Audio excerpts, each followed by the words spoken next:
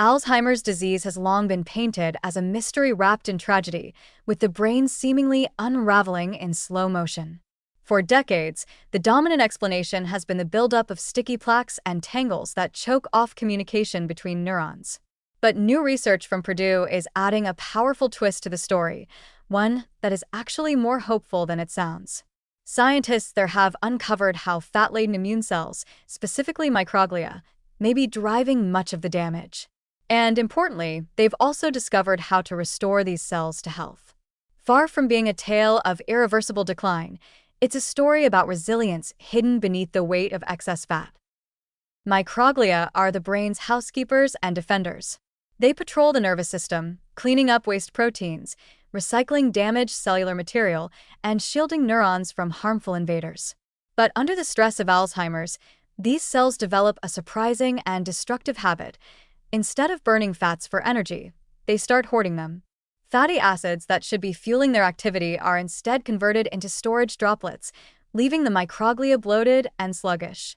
What should be the brain's cleanup crew becomes more like a set of workers too weighed down to pick up their tools.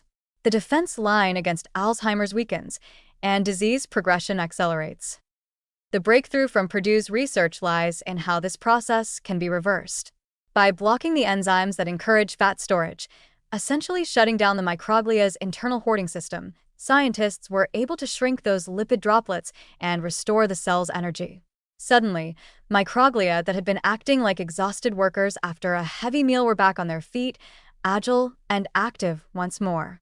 They could clear away toxic material and mount a defense against the hallmarks of Alzheimer's. It is, in essence, like discovering that the brain's soldiers are not permanently injured but only slowed down by the wrong fuel, and with the right intervention, they can recover their strength. What makes this especially encouraging is the shift in perspective it represents.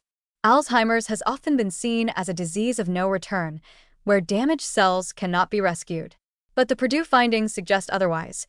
Microglia dysfunction is not a final death sentence, but a reversible imbalance.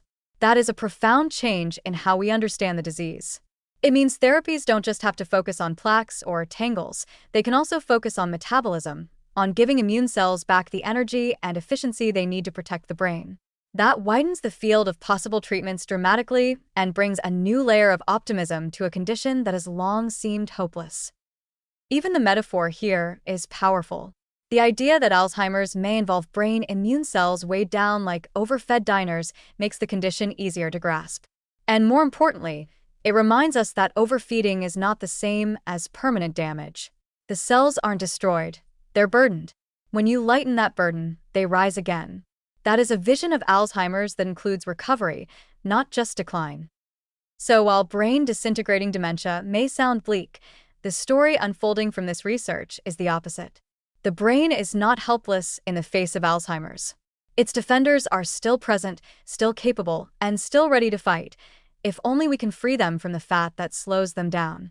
In that lies hope and, perhaps, the seeds of future therapies that could change the trajectory of this devastating disease.